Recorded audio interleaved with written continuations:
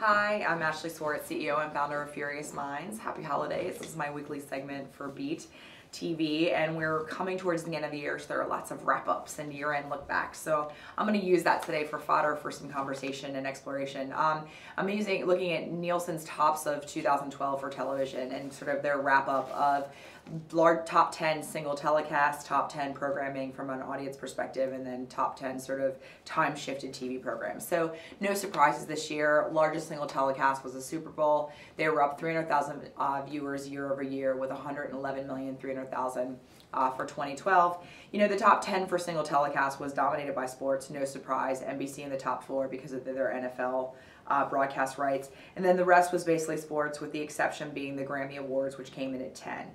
The Olympic ceremony, just for sort of a reference point, came in at number 9 with a little over 40 million viewers. So, you know, no surprises. What is notable is that the originators of all those content and the broadcasts were all the top 4 networks, right? So NBC, Fox, and CBS. ABC actually did not fall in the top 10 at all. For the top primetime programs, as far as sort of, you know, overall rating points, NFL, no surprise, number 1. Top, you know, sort of 50 percentile was dominated by competition reality programming on Fox and NBC and ABC. There were only 2 scripted programs, same as last year, NCIS and Vegas. But you know, at the end of the day, it's sports, it's reality programming. That's what really is driving first run sort of viewership and audience.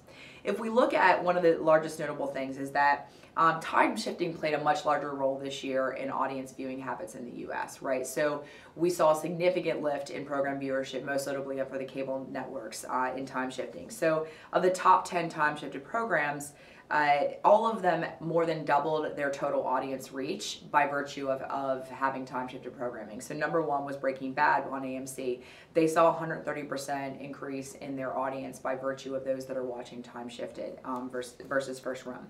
And what is most notable is that of these top 10, they're all cable networks, right? So if we take a step back and we look at television overall, you know, there are over 9,000 channels in the U.S., right, available. And at the end of the day, the average U.S. household has upwards of 110, 120 channels available, and that data is a couple years old, so it's probably even more. And more than 50% of time spent watching TV is spent watching time-shifted television. So whether that is actual, you know, sort of DVR'd television, or it is on demand, premium on demand, or time-shifted sort of primetime television rather on demand. Over 50% is actually spent watching time-shifted. And I think that's actually increasing and on an upward slope because there's greater awareness that most of the operators are actually making available primetime TV within that syndication window, right? So that's going to drive time-shifted viewing also. But the question I want to explore is, if most of the time, if time-shifted TV viewing is dominated by cable networks, does it lend itself to new business models, right? We've been talking about the sort of decoupling and making actual channels themselves available a la carte through operators. But, you know, service providers have been saying that's going to disrupt the model and make it even more expensive if we actually start to cherry pick what people want to watch and make available to them their channel subscriptions one by one, right?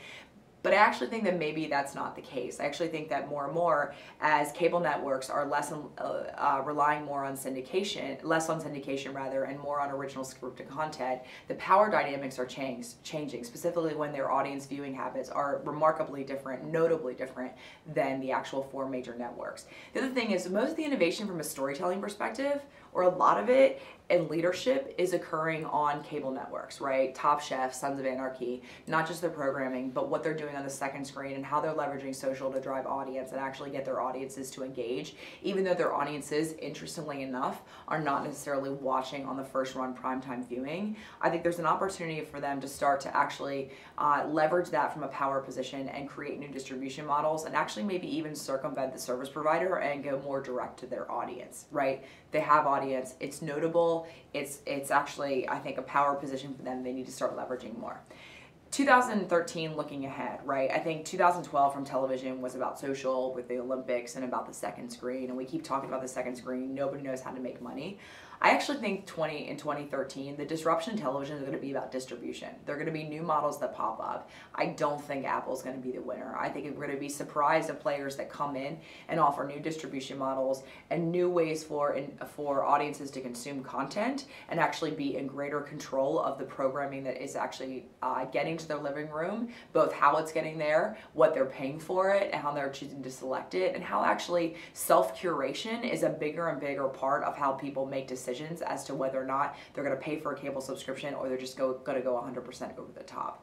I'm excited about what's to come. I'm excited for CES. I've packed my energy bars and my water, and I look forward to seeing any and all of you there. If you've got questions, want to continue the dialogue, reach out to me, Ashley@furious-minds.com, and I wish you all a very safe and happy holiday season.